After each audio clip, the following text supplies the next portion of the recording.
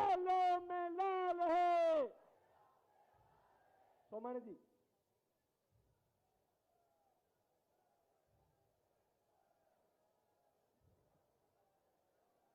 आज के कार्यक्रम के मुख्य अतिथि राजस्थान के यशस्वी मुख्यमंत्री माननीय अशोक जी गहलोत साहब हमारे मध्य हैं। स्वागत करें, अभिनंदन करें। और पीछे जो पुणेरी ढोल बज रहे हैं उन सबसे मेरा आग्रह कि वे उन्हें रुकवा दें। वहां जो भी सुरक्षाकर्मी, उनसे मेरा आग्रह निवेदन कि उन ढोलों की आवाज को रुकवा दें। मैंने आपसे जैसा निवेदन किया था, माननीय मुख्यमंत्री महोदय के पधारने पर ही इस कार्यक्रम का औपचारिक प्रारंभ होगा। अब मैं मंच पर हरीश आंजना एजुकेशन सोसाइटी और निम्बाहेड़ा छोटी सादड़ी में माननीय मुख्यमंत्री महोदय श्रीमान अशोक जी गहलोत का स्वागत अभिनंदन करते हुए निवेदन करूंगा। हमारे अपने माननीय सहकारिता मंत्री श्रीमान उदयलाल जी साहब आंजना एवं श्रीमान मनोहर लाल जी साहब आंजना पूर्व प्रधान छोटी सादड़ी से कि वे सूत की माला और साफा पहना करके माननीय मुख्यमंत्री श्रीमान अशोक जी गहलोत का स्वागत करें, अभिनंदन करें। आपकी करतल ध्वनि आनी चाहिए कि हम राजस्थान के जननायक का स्वागत कर रहे हैं।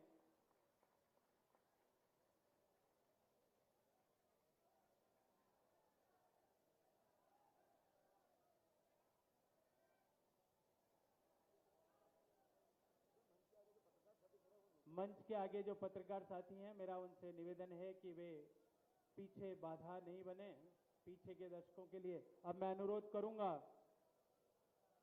श्रीमान पूर्ण जी आंजना अध्यक्ष जिला फुटबॉल संघ एवं श्रीमान विक्रम जी आंजना उप प्रधान छोटी सादड़ी से कि वे हमारे मध्य उपस्थित माननीय मंत्री महोदय श्रीमान लालचंद जी साहब कटारिया का स्वागत और अभिनंदन करें।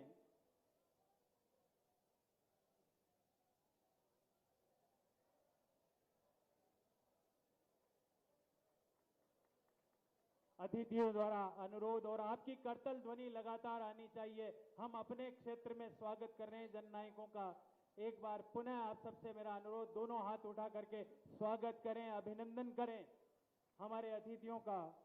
इसी क्रम में मैं अनुरोध करूंगा नगरपालिका निम्बाहेड़ा के अध्यक्ष श्रीमान सुभाष चंद्र जी शारदा एवं श्रीमती फातिमा मुस्तफा जी बोहरा नगरपालिका अध्यक्ष छोटी सादड़ी से कि वे माननीय मंत्री महोदय श्रीमान राजेंद्र सिंह जी साहब यादव का स्वागत करें।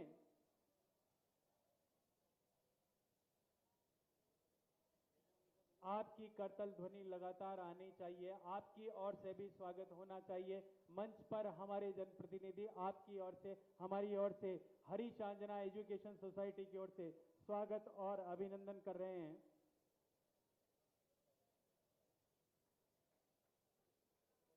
इसी क्रम में मैं अनुरोध करूंगा श्रीमान संपत जी धाकड़ ब्लॉक अध्यक्ष एवं मुकेश जी जाट से कि वे पधारें और स्वागत करें माननीय मंत्री महोदय श्रीमान मुरारी लाल जी साहब मीणा का।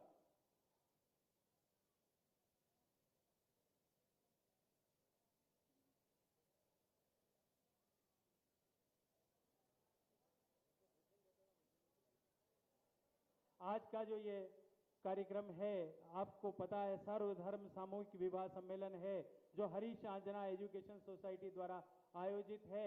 और मैंने पहले भी आपको कहा था, इतने सारे अतिथियों का आशीर्वाद, आशीर्वचन निस्संदेह आपके लिए ये एक अविस्मरणीय क्षण होगा जीवन का, जब सबका आशीर्वाद मिलेगा। और इस आशीर्वाद के साथ शिक्षा, समाज सेवा और स्वास्थ्य में लगातार अनवरत कार्य करती हुई हरीश आंजना एजुकेशन सोसाइटी, जिसके प्रेरणा स्तंभ हैं हमारे माननीय मंत्री महोदय श्रीमान उदयलाल जी साहब आंजना, मैं मंच पर आमंत्रित कर रहा हूं श्रीमान आंजना साहब को वे पधारें और स्वागत उद्बोधन दें। श्रीमान उदयलाल जी साहब आंजना।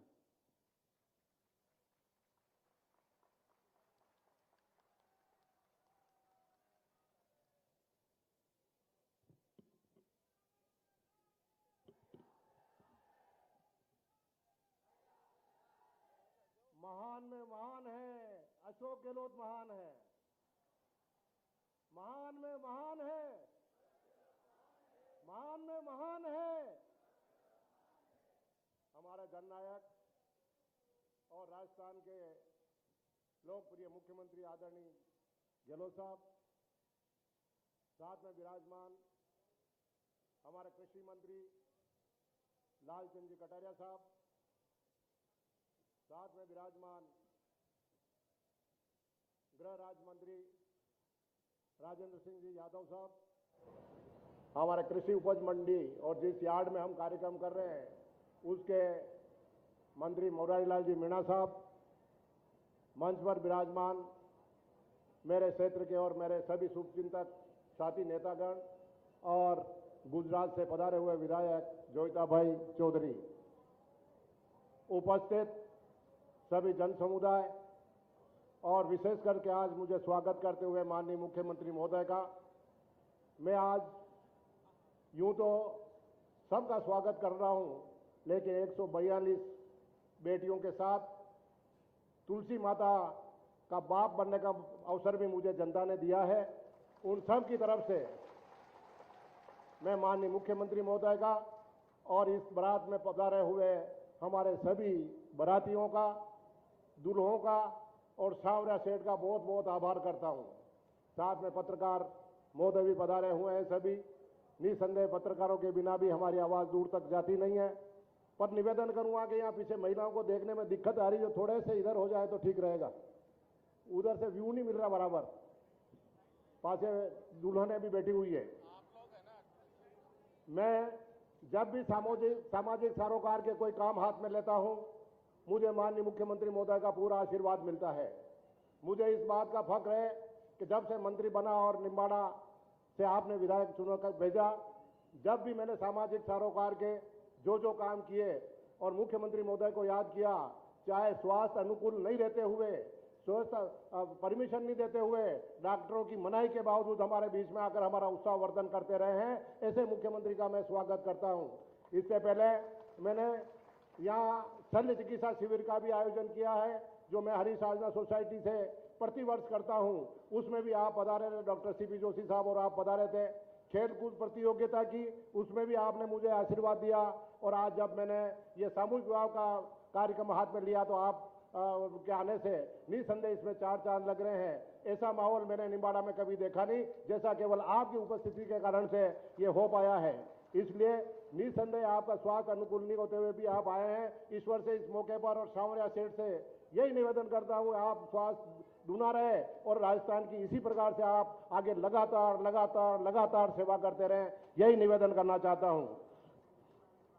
आपने किसानों को जो कुछ दिया है उसकी कमी नहीं है। मैं भी एक किसान हूं और मुझे आपने सहकारिता मंत्री बनाया है। सहकारिता मंत्री के रूप में सबसे ज्यादा काम किसान वर्ग का पड़ता है और जो आपका घोषणा पत्र आपने बनाया था उसमें भी सबसे ज्यादा पहला बिंदु मेरे विभाग से था किसानों का ऋण माफी का। और ऋण माफी जिसने 10 दिन की राहुल जी ने कहा था, लेकिन आपने 2 दिन के अंदर ही ऋण माफी करके किसानों को निश्चिंत की नींद सोने के लिए निश्चित कर दिया। चाहे विपक्ष कितना ही चिल्लाता रहा, लेकिन किसानों का आंदोलन हमारे खिलाफ खड़ा नहीं हो सकता।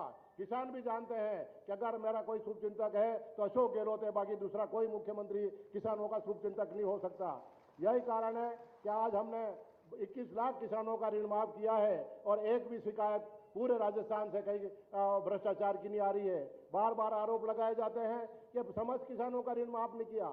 इसके लिए भी माननीय मुख्यमंत्री महोदय ने चाहे घोषणा पत्र में घोषणा नहीं की थी, लेकिन उसके बाद भी माननीय प्रधानमंत्री जी को पत्र लिखा कि अगर राष्ट्रीयकृत बैंकों का वन टाइम सेटलमेंट का आप स्कीम लागू कर दें तो हम सभी किसानों के पास जितने पैसा आएगा वो राजस्थान सरकार जमा करा देगी और किसानों को ऋण मुक्त कर देगी। जब उद्योगपतियों का करोड़ों रुपए का ऋण माफ हो सकता है तो मेरे राजस्थान के किसानों ने क्या गुनाह किया है। लेकिन प्रधानमंत्री जी के आज दिन तक कोई पत्र नहीं आया और भारतीय जनता पार्टी और विपक्ष वाले बार बार ऋण माफी का मुद्दा उठाते हैं, जो बेबुनियाद और गलत है। राजस्थान सरकार के अधीन जो बैंक थे, भूमि विकास बैंक और सीसी बैंक, उनका एक भी किसान का ऋण बाकी नहीं है। मैं आपका मंत्री होने के नाते मैं दावे के साथ माननीय मुख्यमंत्री महोदय के सामने कह रहा हूं। आपने समर्थन मूल्य पे खरीद निश्चित की थी किसानों के लिए। पहले जब देखते थे विपक्ष का राज था, उस समय 1-1 महीने, 2-2 महीने, 3-3 महीने तक किसानों को समर्थन मूल्य पे माल तुलने के बावजूद भी पेमेंट नहीं होता था। आपने 1000 करोड़ रिवॉल्विंग फंड में हमारे विभाग को दे दिया, जिस कारण से 3 दिन में समर्थन मूल्य पे माल तुलते ही किसानों का भुगतान हो रहा है और रिकॉर्ड तोड़ खरीद जितना हमें भारत सरकार से टारगेट मिलता है समय के अंदर टारगेट पूरा किया है। तो हमारे विभाग से जो जो काम हुए किसानों से संबंधित, इसीलिए किसानों में एक नया जोश और नया उमंग है। कृषि विभाग के मंत्री महोदय भी यहाँ विराजमान है, कृषि उपज मंडी के मंत्री भी पुलिस के डंडे की बात मैं नहीं कहूंगा क्योंकि वो तो गृह मंत्री है, पुलिस का डंडा उनके पास है, उच्च शिक्षा के मंत्री भी वही हैं। लेकिन कृषि के मामले में जो भी काम हुआ है वो आपके सामने है। अभी जब लंपी बीमारी आई उस समय किसी भी व्यक्ति ने मांग नहीं की थी कि हमारी गायें मर गई उनका भुगतान करो, लेकिन आज 1.5 साल बाद माननीय मुख्यमंत्री महोदय को वो बात ध्यान रही और जिनका पशुधन समाप्त हो गया था, लंपी बीमारी से गायें मर गई थी, उनके खाते में 175 करोड़ रुपए आपने डाल करके किसानों को वापस निहाल कर दिया है। और उससे लेकर मुख्यमंत्री चिरंजीवी योजना में इंसानों का बीमा तो किया, लेकिन जानवरों को भी नहीं छोड़ा है। पशुधन का भी अगर कोई नुकसान होगा तो एक गाय और एक भैंस अगर कोई मरती है किसी किसान के घर में, पशुपालक के घर में, तो 40-40 हजार रुपए उनको ऋण मतलब इंश्योरेंस के क्लेम मिलेगा। तो किसानों को निश्चिंत कर दिया इस मामले में। और इसी बात को सोचकर माननीय मुख्यमंत्री महोदय के सामने मैं ये कहना चाहता हूं कि मेरे पास सहकारिता विभाग है, तो बिना ब्याज के ऋण देने का काम मेरे पास है। इसलिए मैं इनके माननीय मुख्यमंत्री महोदय के आधार पर ये कह रहा हूं कि जो किसान और जो विशेष करके महिलाएं अगर कोई पशुधन खरीदना चाहे तो उनको बिना ब्याज के ऋण देंगे।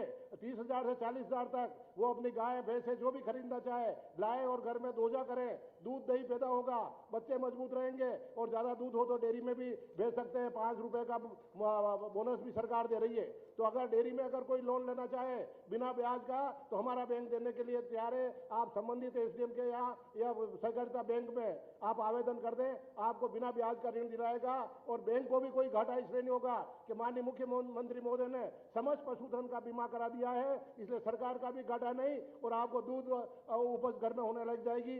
ये काम हमने किए हैं। ज्यादा समय में आपका यहाँ पे अभी लेना नहीं चाहता क्योंकि स्वास्थ्य भी ठीक नहीं है। आगे वापस प्रोग्राम तपासन का करने के बाद सावरिया जी दर्शन करने का भी आपका मन था, उसके बावजूद भी दिल्ली से और जयपुर के काम की वजह से आप प्रोग्राम कैंसिल करके वापस निकल रहे हैं। तो ज्यादा समय नहीं बोलूंगा, लेकिन ये जरूर कहूंगा कि जहां भी हिंदुस्तान में चुनाव होते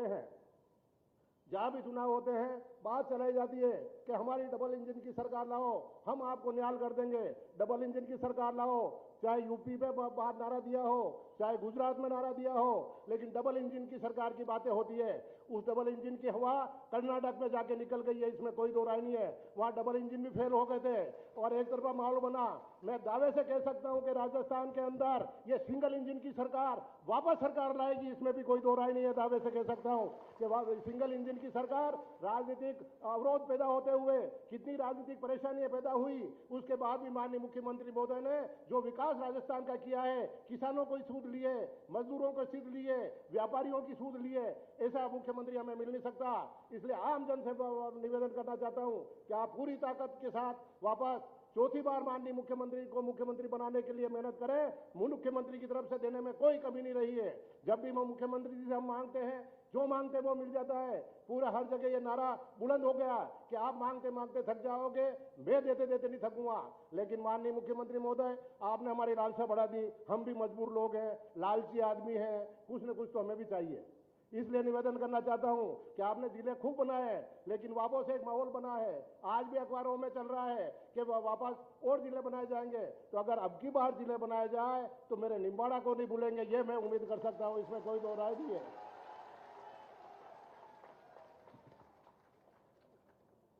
और निम्बाड़ा अगर ब्लॉक जिला बनता है तो जिला संभाग भीलवाड़ा भी इधर डाल देंगे, प्रतापगढ़ भी इधर ले लेंगे। निम्बाड़ा है ही तो हमारा चित्तौड़ संभाग हो जाएगा। तो हर बार संभाग मुख्यालय पर हम आपका स्वागत करते रहेंगे।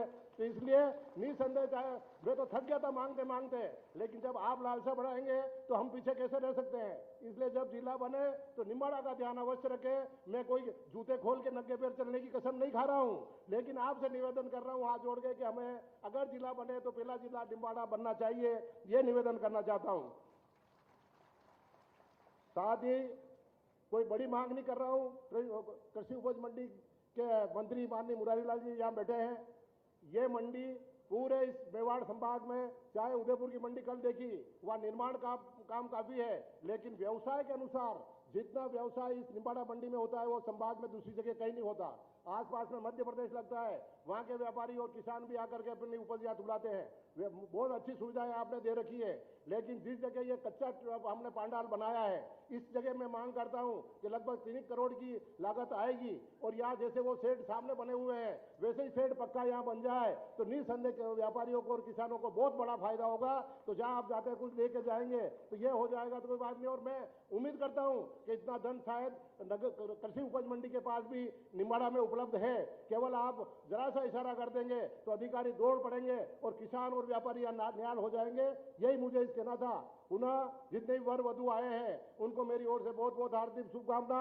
मैंने ये प्रशासन शिविर, महंगाई राहत शिविर में जिस पंचायत में गया मैंने सबको निमंत्रण दिया था कि आप ज्यादा से ज्यादा संख्या में पधारना। माननीय मुख्यमंत्री महोदय आकर के दूल्हा दुल्हन को आशीर्वाद देंगे, वो वादा मैंने अपना पूरा कर दिया। मुख्यमंत्री जी अब आपको आशीर्वाद देने के लिए आपके बीच में पधारी गए हैं।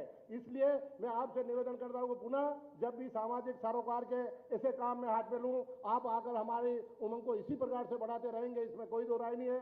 मैं समस्त मेरे युवा कार्यकर्ताओं को मैंने तो केवल एक घोषणा कर दी थी कि मैं सामूहिक विवाह करूंगा। आज इतना बड़ा आयोजन किया है जो मैं का नाम लूंगा तो बहुत ज्यादा समय लग जाएगा। मेरे समस्त युवा साथियों को बहुत बहुत धन्यवाद कि उन्होंने बहुत मेहनत की और उसी मेहनत के कारण से मेरा पेट का पानी नहीं हिला और आपने इस काम को अंजाम तक पहुंचा दिया और मुख्यमंत्री महोदय ने आकर के 4 चंद लगा दिए। मैं पुनः मुख्यमंत्री महोदय का बहुत बहुत आभार व्यक्त करता हूं। धन्यवाद। जय हिंद। ये हमारे शब्द थे, आपके शब्द थे, जो माननीय अतिथियों के सम्मुख रखे हमारे माननीय मंत्री महोदय श्रीमान उदयलाल जी साहब आंजना ने। अब मैं मंच पर आमंत्रित कर रहा हूं माननीय मंत्री महोदय श्रीमान मुरारी लाल जी साहब मीणा को, वे पधारें। लेकिन उससे पूर्व केवल एक बात जो आपके सामने रखना चाहूंगा, हमारे मंत्री महोदय ने केवल निमंत्रण दिया, आप अपने समस्त कार्यक्रमों को निरस्त करके निम्बाहेड़ा पधारे हैं। आपका स्वागत अभिनंदन करते हुए मैं मंच पर आमंत्रित कर रहा हूं माननीय मंत्री महोदय श्रीमान मुरारी लाल जी साहब मीणा साहब को, वे पधारें और अपना उद्बोधन दें।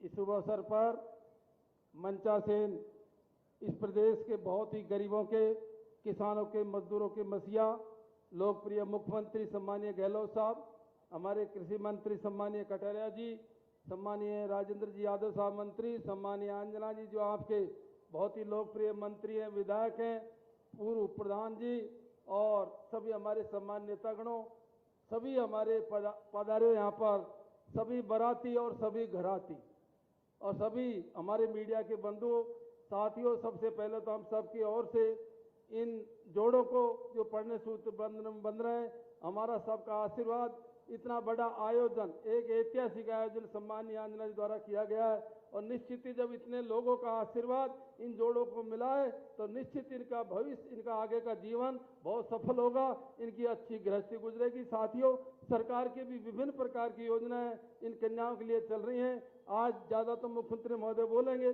सम्मानीय अंजना जी ने यहाँ पे कहा था कि हमारा मंडी प्रांगण है, इसमें सामने एक बहुत बड़ा डैम बना हुआ है। हमारे विभाग ने भी, जब से हमारी सरकार बनी है, सम्मानीय मुख्यमंत्री महोदय जब से इस बार मुख्यमंत्री ने लगातार हम मंडियों के मामले हमने सब जगह काम किया है।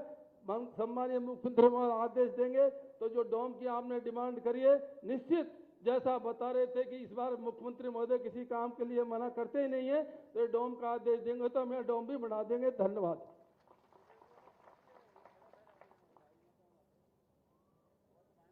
माननीय मंत्री महोदय श्रीमान मुरारी लाल जी साहब मीणा का उद्बोधन, आभार। और इसके साथ ही क्रम को आगे बढ़ाते हुए, ये विवाह जो है वो केवल एक धर्म से नहीं है, सभी धर्मों का सर्वधर्म विवाह समारोह है और सभी धर्मों के लोग शामिल हैं। इसी बात को कहते हुए मैं आमंत्रित कर रहा हूं माननीय मंत्री महोदय श्रीमान राजेंद्र सिंह जी साहब यादव को, वे पधारें और अपना उद्बोधन दें। श्रीमान यादव साहब। राजस्थान के गांधी, आप सबके चहेते आदरणीय अशोक गहलोत साहब, आप सबके लाडले विधायक और सहकारिता मंत्री आदरणीय उदयलाल अंजना जी, कृषि मंत्री आदरणीय लालचंद कटारिया जी, कृषि उपज मंडी के मंत्री आदरणीय मुरारीलाल मीणा जी, सम्मानित मंच, और सबसे पहले आज 142 जोड़ों का जो सामूहिक विवाह सम्मेलन, और उसमें भी जो देखने को मिला 27 जोड़े माइनॉरिटी से उनका निकाह और बाकी जो हिंदू रीति रिवाज से शादी एक ही जगह एक ही प्रांगण में, ये जो गंगा जमनी तहजीब है उसका संगम देखने को मिला।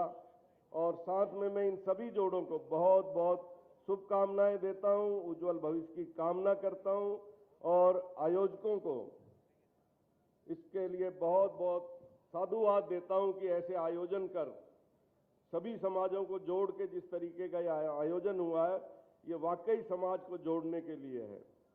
मैं बहुत ज़्यादा बात करते हुए आदरणीय मुख्यमंत्री जी का जो मानवता के प्रति भाव है, मुझे कोरोना काल में समाज कल्याण विभाग के होने के नाते साहब के साथ बहुत गहराई से काम करने का मौका मिला।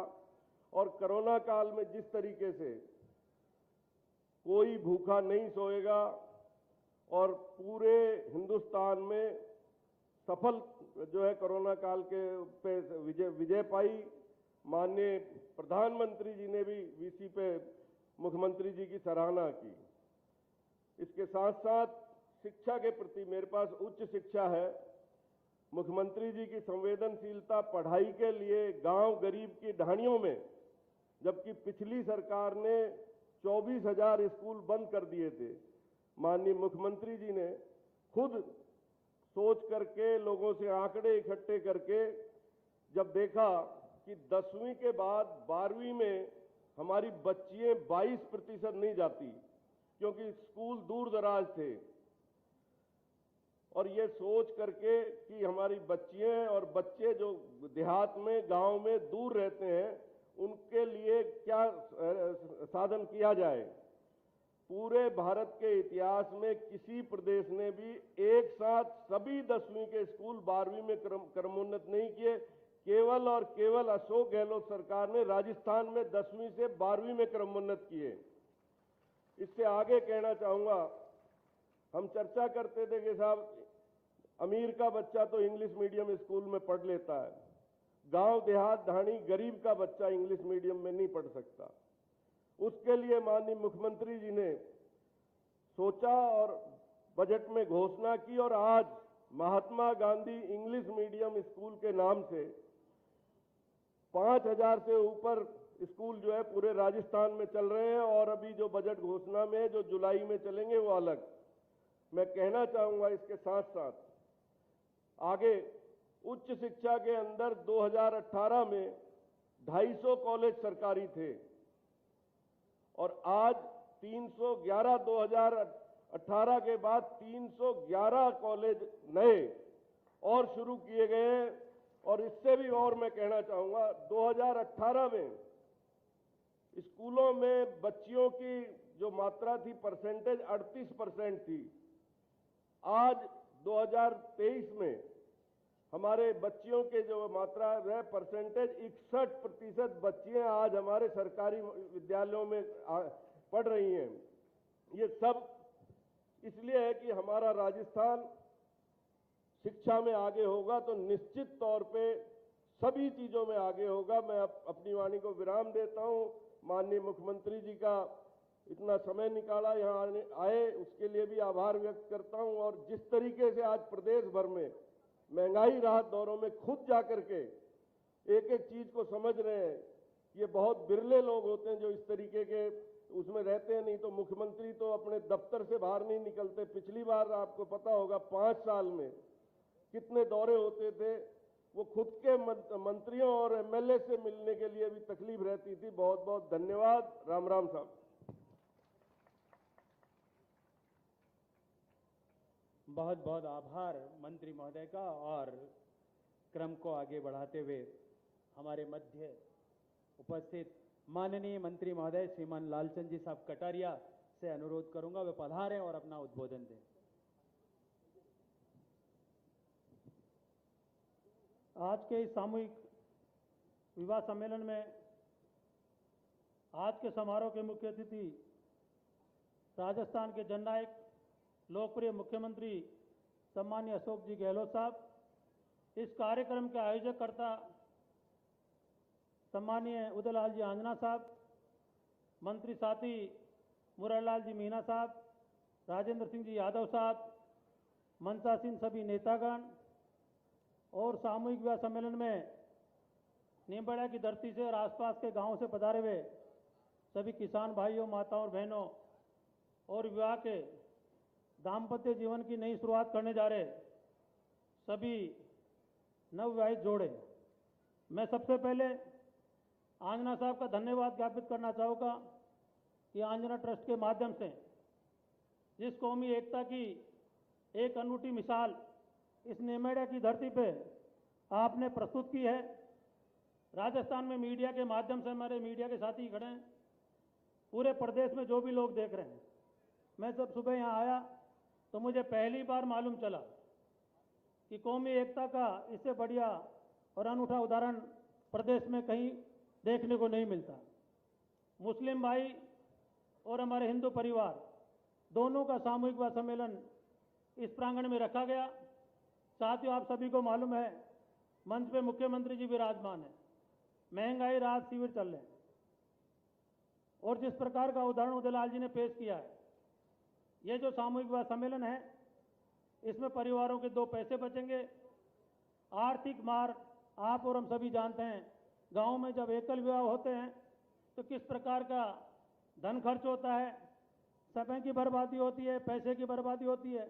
तो ये पैसा इन परिवारों में जो बचेगा, इन परिवारों में शिक्षा के क्षेत्र में, स्वास्थ्य के क्षेत्र में, हमारी नौजवान पीढ़ी के लिए काम आएगा। आंजना जी हमेशा लगातार अपने ट्रस्ट के माध्यम से स्वास्थ्य के कैंप लगाते रहते हैं, सामाजिक रीति रिवाजों में भाग लेते रहते हैं। पर मैं कहना चाहूँगा कि जिस प्रकार का प्यार और प्रेम मैं सुबह से नीमबड़ा की धरती पे आंजना जी के प्रति देख रहा हूँ और जो नारे 30 साल से इस धरती पे लग रहे हैं, साथियों कहना चाहूँगा कि 4.5 साल सरकार को हो गए हैं। आपके आशीर्वाद से राजस्थान में सरकार बनी और मुख्यमंत्री जी ने राजस्थान की जनता की सुध लेते हुए किसान परिवारों की सुध ली, चाहे शिक्षा का क्षेत्र हो, चिकित्सा का क्षेत्र हो, सड़क संबंधी मामले हो, पानी का मामला हो, बिजली का मामला हो, हर क्षेत्र के अंदर राजस्थान की जनता को राहत देने का काम मुख्यमंत्री जी ने किया है। राजस्थान में कृषि का अलग से बजट पेश किया, कृषि विद्यालय खोले, वेटनरी का विश्वविद्यालय खोला, जो अपने अंदर जयपुर में हॉर्टिकल्चर का महाविद्यालय खोला, और जो अनुदान की योजनाएं जो केंद्र द्वारा और राजस्थान द्वारा सरकार द्वारा इस प्रदेश में लागू है, उसमें बजट देने का काम किया। प्रधानमंत्री फसल बीमा योजना के द्वारा 18,500 करोड़ रुपए राजस्थान के किसानों को हमने पहली बार 4.5 साल में विभाग द्वारा मांगने मुख्यमंत्री जी के आशीर्वाद से दिए हैं। मैं ज़्यादा समय नहीं लेता हुआ एक बार पुनः सभी नव दंपति जोड़ों को और उनके परिवारजनों को बधाई देता हूं, शुभकामनाएं देता हूं कि आने वाला भविष्य उनके लिए उज्जवल हो, और पुनः धन्यवाद देता हूं आंजना ट्रस्ट के सभी साथियों को और उदयलाल जी आंजना को कि उन्होंने इतना बड़ा ये सामूहिक विवाह सम्मेलन आयोजित किया। आने वाले समय में और लोग भी इस दिशा पे आगे बढ़ने का काम करेंगे। यही बातें कहते हुए मैं अपनी वाणी को विराम देता हूं। जय हिंद, राम राम साहब। बहुत बहुत आभार कटारिया साहब का। अब मैं जिन्हें मंच पर आमंत्रित कर रहा हूं, डायस पर आमंत्रित कर रहा हूं, राजस्थान में गांधी के पर्याय हमारे यशस्वी मुख्यमंत्री, जिनके नेतृत्व में जीडीपी में राजस्थान पूरे देश में दूसरे नंबर पर है जीडीपी ग्रोथ में, ऐसे मुख्यमंत्री हमारे मध्य हैं। मैं आप सबसे अनुरोध करूंगा, दोनों हाथ उठा करके स्वागत करें, अभिनंदन करें माननीय मुख्यमंत्री महोदय का। वे पधारें और आपको उद्बोधन दें। श्रीमान अशोक जी गहलोत, मुख्यमंत्री राजस्थान सरकार।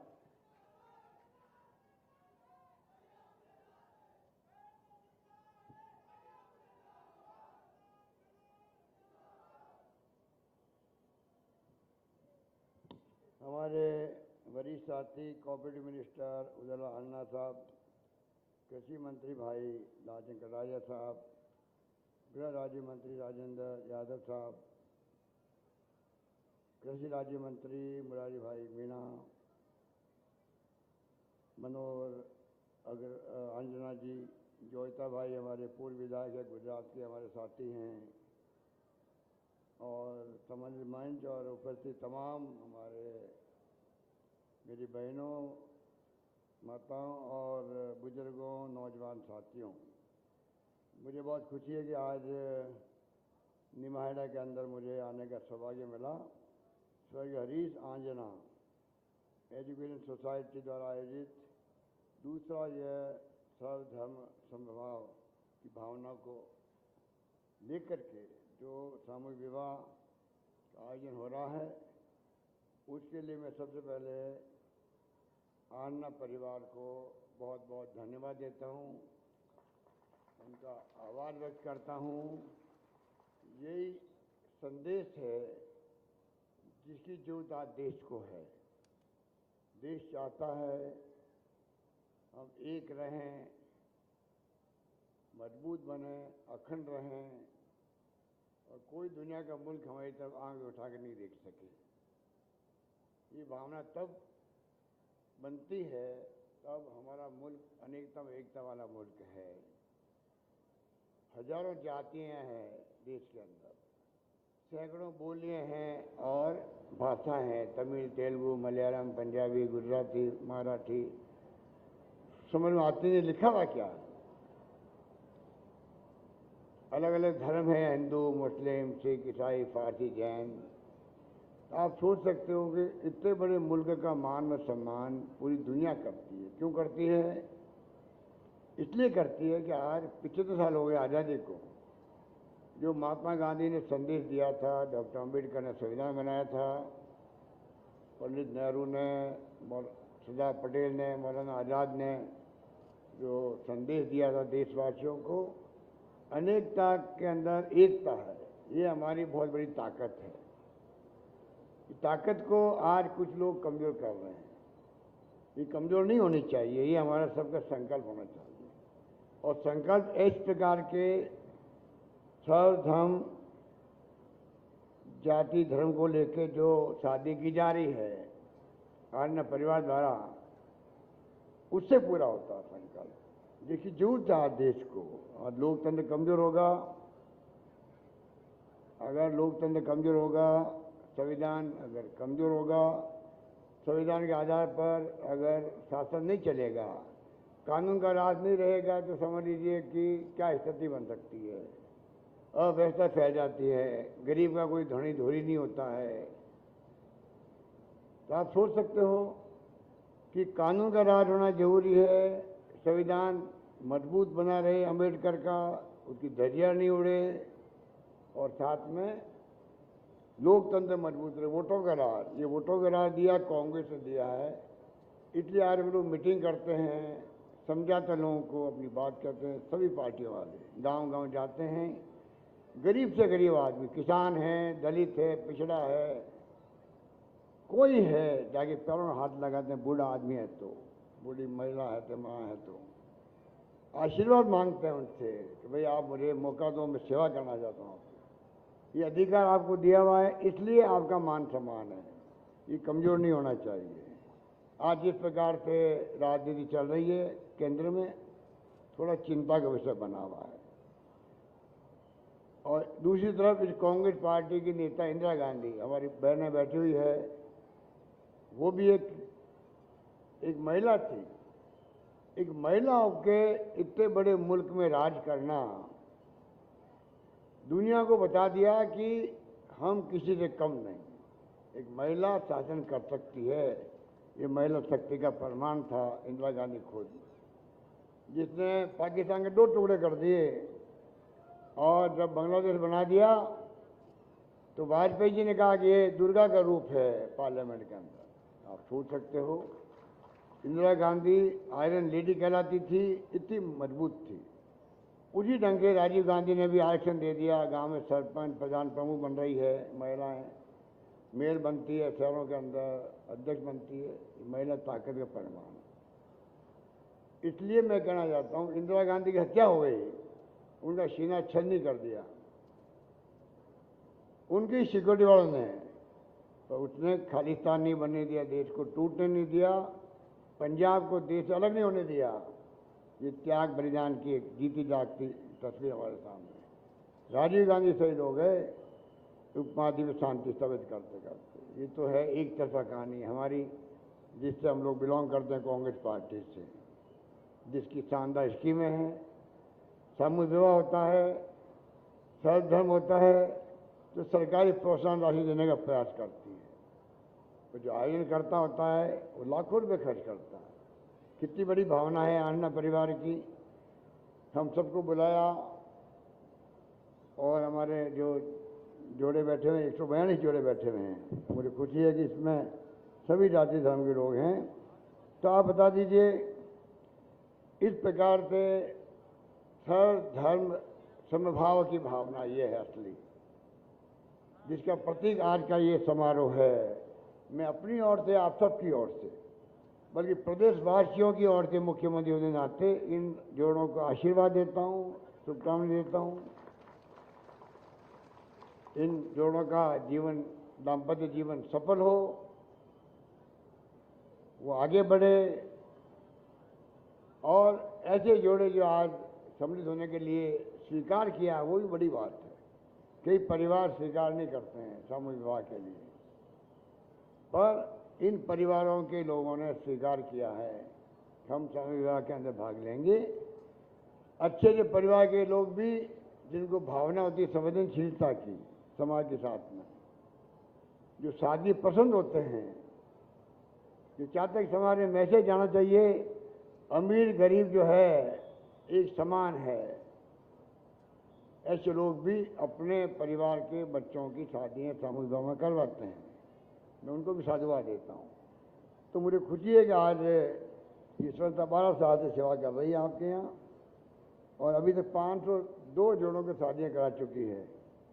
मैं समझता हूँ कि इस प्रकार जो अल्प आय वाले लोग हैं उनको सम्मान मिलता है, उनको सम्मान मिलता है जिसकी आवश्यकता होती है। इसलिए मैं आपको यही कहना चाहूँगा कि जिस प्रकार से हम आज आए हैं, कहने को मेरे पूर्व वक्ताओं ने सब बातें कही आपको। आप जानते हैं कि आपके आशीर्वाद से हमारी सरकार बनी और 5 साल सरकार चली भी है। कुछ तत्वों ने, जो बीजेपी के लोग थे, उन्होंने कोशिश करी कर्नाटक और महाराष्ट्र की तरह, मध्य प्रदेश तो आपके सीमा पर आया हुआ है, सरकार तोड़ने की। तो आपके आशीर्वाद से हम लोगों ने 5 साल शासन करके दिखा दिया कांग्रेस का शासन किस प्रकार से सुशासन है देश प्रदेश के अंदर। आज पूरे देश के अंदर कांग्रेस की सरकार जो हमने काम किया उसकी चर्चा हो रही है। आज बीमा 25 लाख का और स्वास्थ्य का अधिकार का कानून कहीं नहीं है देश के अंदर। 25 लाख तक का इलाज फ्री, और हमने अब कानून पास कर दिया का मतलब है सबकी जिम्मेवारी सरकार की है इलाज करवाने की। ऑपरेशन हो, दवाइयाँ हो, डॉक्टर देखिए आपको, बहुत क्रांतिकारी काम हुआ है। महंगी रात शिविर लगाए हम लोगों ने, 500 रुपये में गैस सिलेंडर दिए हैं, 80 लाख परिवारों को दिया। शहरों में रोजगार अलग शुरू कर दिया है। ये गाय माता की बात करते हैं हमारे खिलाफ वाले लोग, असली गोभक्त हम लोग हैं जिसने गौशालों को अनुदान देना शुरू किया मैंने दूसरे कार्यकाल के अंदर 2012 के 13 के अंदर। और मुझे खुशी है कि लंपी रोग आया, कितनी तड़प तड़प के गायें मर गई थी। आज एक गाय मरने पर मैंने 40,000 रुपये बैंक में डाल दिए हैं पशुपालक के, एक गाय के। और 15 दिन पहले की बात है, 250 करोड़ रुपया मैंने 40,000 पशुपालकों के खाते में ट्रांसफर किए हैं, डीबीटी से कर दिया। बटन दबाते ही पैसा पहुंच गया उनके यहाँ पर। तो बटन दबाते 14 लाख महिलाओं के खाते में पैसा पहुंच गया था गैस वाला। अब तो आने वाले वक्त में हम महंगाई का दौर है। राहुल गांधी का जब यात्रा थी तो वो कहते थे 4 मुद्दे देश में, महंगाई का, बेरोजगारी का, अहिंसा रहे देश के अंदर, प्यार मोहब्बत रहे, भाईचारा रहे सब में, और चौथा गरीब अमीर के बीच में खाई नहीं बढ़े। गरीब को भी जीने का हक है, गरीब को भी जीने का हक है। गरीब इसलिए होता है कि कई लोग कई ज़्यादा ही धनवान हो जाते हैं, इसलिए गरीब रहता हूँ। इसलिए मैं कहना चाहूँगा कि ये जो सोच थी राहुल गांधी की, उसी को लेकर मैंने बजट पेश किया है। 3 लाख से ज़्यादा मैं नौकरी लगा रहा हूँ, सरकारी लाखों नौकरी लग रही है। प्राइवेट सेक्टर के अंदर हम लोग कैंप लगा रहे हैं जगह जगह पर नौकरी के लिए। 100 कैंप लगा रहे हैं हम लोग। 100 कैंप में बड़ी बड़ी कंपनियाँ आती हैं, हर तरह सिलेक्शन करती है, वो काम भी कर रहे हैं। गांव के लिए मैंने बीमा करना शुरू कर दिया आगे के लिए। अब आपके हर पशु, 2 पशु घर में, गाय है, भैंस है, 2 पशुओं का बीमा होगा 40-40 हज़ार का, वो भी हमने कर दिया है शुरुआत से। 9 महीने का अनुदान दे रहे हैं गौशालाओं को। नदी गौशाला है तो 12 महीने का अनुदान है। नई नदीशाला कोई खोलता है तो आवारा पशु घूमते हैं गाँव में भी, खेतों में भी, उसका इंतजाम किया है कि जो संस्था आएगी 10% पैसा लगाएगी, 1,56,00,000 रुपये हम देंगे उनको नंदीशाला के लिए। इस प्रकार से हम लोगों ने कोई कमी रखी नहीं है आपके आशीर्वाद से। जो आना सा बैठे हुए हैं, जो मुझसे मांगा इन्होंने, मैंने कहा तुम मांगते मांगते थक जाओगे और मैं देते देते नहीं थकूंगा। ये वादा मैंने निभाया। आना साहब, कॉलेज मांगी हो, कुछ भी मांगा हो, अब जिला मांगना भूल गए थे ये। इनको मालूम होता है 19 जिले बनते हैं कि सबसे पहले मेरे घर आके धरना ही देते कि मेरा निमाड़ा जिला बनना चाहिए, बनना चाहिए, बनना चाहिए। पर कोई बात नहीं, यहाँ बड़ी बड़ी इंडस्ट्री भी आ रही है, कर रही है, जिला फैल रहा है, विकास हो रहा है। कभी मौका आएगा तो इनकी इच्छा भी पूरी करेंगे, चिंता मत करो, आप लोग करेंगे। तो मैं कहना चाहूँगा कोरोना के अंदर शानदार काम हुआ राजस्थान में। भीलवाड़ा आपके पड़ोस के अंदर है, मॉडल बन गया हमारा। दुनिया भर के मुल्कों ने उसी मॉडल को काम में लिया बचने के लिए। पूरी विश्वव्यापी महामारी थी वो, दुनिया भर के लोगों ने, WHO वर्ल्ड हेल्थ ऑर्गेनाइजेशन, उस तक ने तारीफ करी उस वक्त में कि राजस्थान में भीलवाड़ा मॉडल शानदार मॉडल है बचने के लिए। इस प्रकार की दवाएं फ्री, इलाज फ्री किया मैंने कोरोना में। ऑक्सीजन से मरने नहीं दिया किसी को भी राजस्थान में। कितने लोग मरे दिल्ली में, अहमदाबाद में, बॉम्बे के अंदर, बताइए आप। ये हमने प्रयास किया आपकी सेवा करने के लिए, कमी नहीं रखी। अब ग्रामीण ओलंपिक भी हो रहे हैं, हमारी बुजुर्ग लोग बैठे हैं, महिलाएं बैठी हुई है। पिछली बार ओलंपिक हुए थे ग्रामीण, कई महिलाओं ने, चाहे 50 साल की उम्र है या 60 साल की उम्र है, 70 साल के औरतें आदमियों ने कबड्डी खेली है, गेम खेले आपस के अंदर, बचपन याद किया है। वापस 10 जुलाई से राजस्थान भर में ग्रामीण और शहरी ओलंपिक शुरू होने जा रहे हैं, ये मैं आपको कहना चाहता हूँ। पिछली बार 30 लाख लोगों ने, महिलाओं ने, पुरुषों ने खेल में भाग लिया और 10 लाख महिलाएं थी उसके अंदर। इस बार मुझे लगता है कि संख्या ज़्यादा बढ़ेगी। इस प्रकार से अभी बाकी बातें मेरे पूर्व वक्ताओं ने कह दी है। रोडवेज में बसें में हमने 50% फ्री कर दिया महिलाओं के लिए, सभी श्रेणियों की बसों के लिए कर दिया। बच्चियाँ पढ़ती स्कूल के अंदर, उनके लिए वाउचर सिस्टम है, फ्री ट्रैवल करने का बस के अंदर, वो कर दिया। और इसलिए मैंने कहना चाहूँगा कि आज इंग्लिश स्कूल चालू हुई है। मुझे खुशी है कि गांव वालों ने भी बच्चों को इंग्लिश स्कूल भेजना शुरू कर दिया। इंग्लिश बहुत ज़रूरी है लाइफ के अंदर। पहले मैं भी खिलाफ था बचपन में इंग्लिश के, क्या काम आएगी। आज मुझे मालूम पड़ा कि दुनिया की लैंग्वेज इंग्लिश है और मोबाइल फ़ोन, इंटरनेट सेवाएँ आ गई है। मैं चाहूँगा कि अपने बच्चों को आप इंग्लिश में पढ़ाएँ।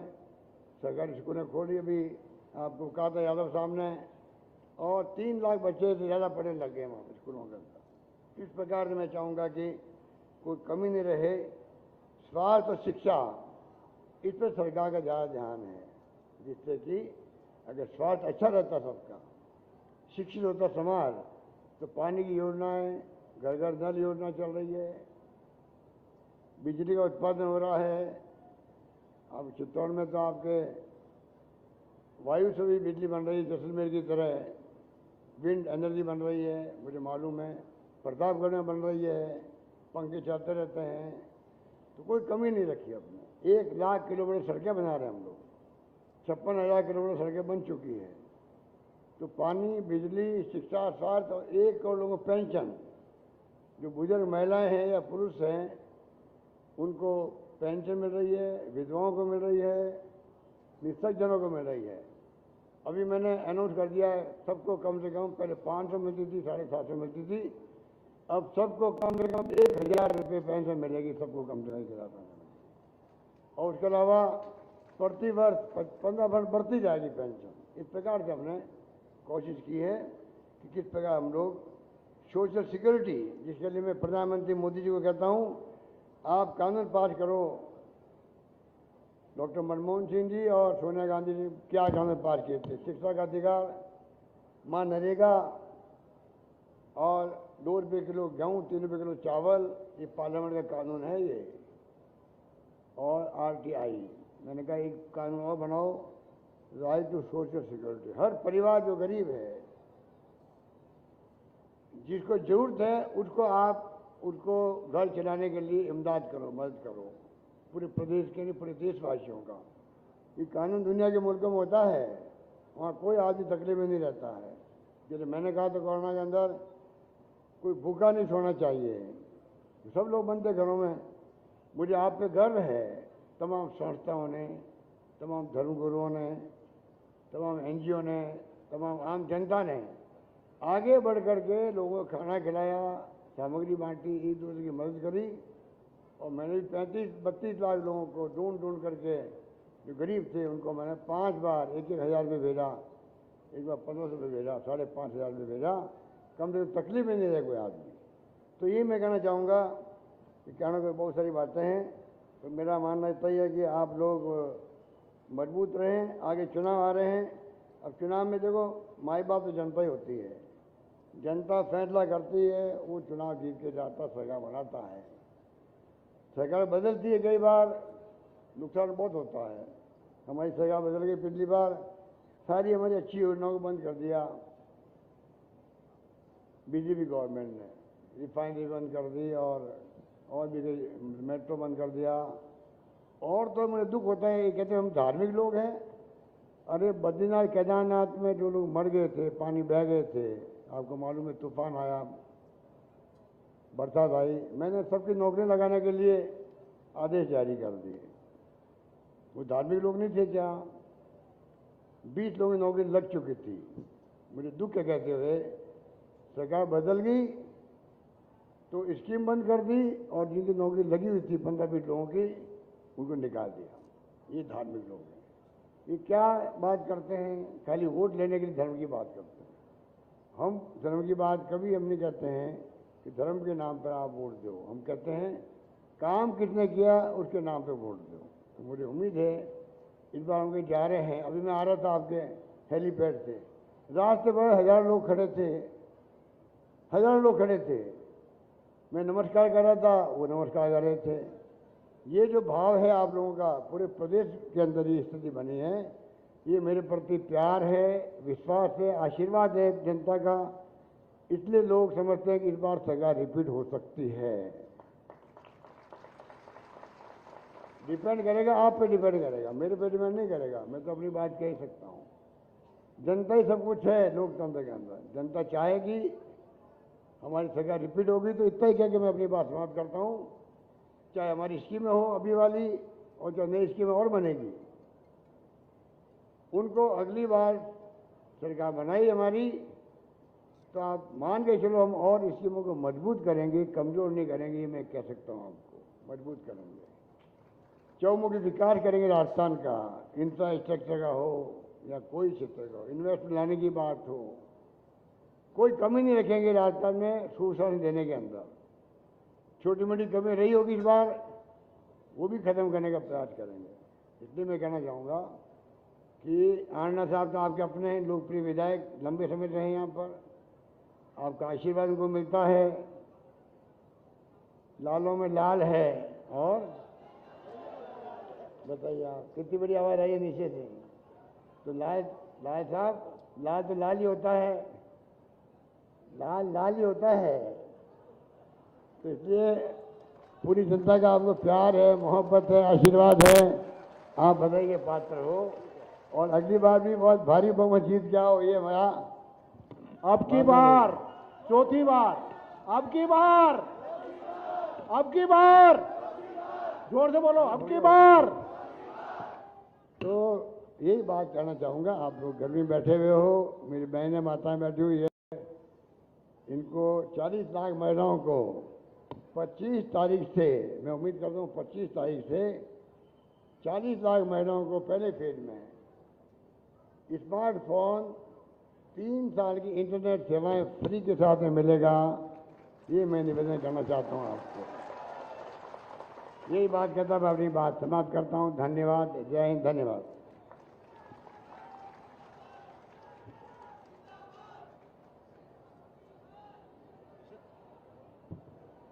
थे हमारे माननीय मुख्यमंत्री श्रीमान अशोक जी गहलोत साहब। और अब मैं आभार व्यक्त करने के लिए आमंत्रित करूंगा श्रीमान मनोहर लाल जी साहब आंजना को वे पधारें और आभार ज्ञापित करें।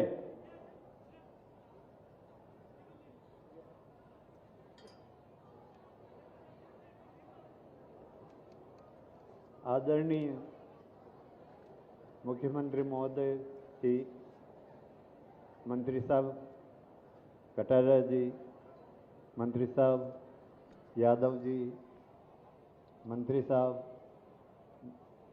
मुरलीलाल जी मीणा जी, यहाँ पधारे हुए सभी नव जोड़े माताएं, भाइयों, बहनों, युवा साथियों, मैं इस मौके पर केवल यही कहना चाहता हूँ कि जो नव विवाहित जोड़े हैं, उन्होंने इस समारोह में भाग लेकर आजना परिवार पे जो एहसान किया है वो हम कभी भूलेंगे नहीं। आप सब यहाँ पधारे, इसके लिए बहुत बहुत धन्यवाद। जय हिंद।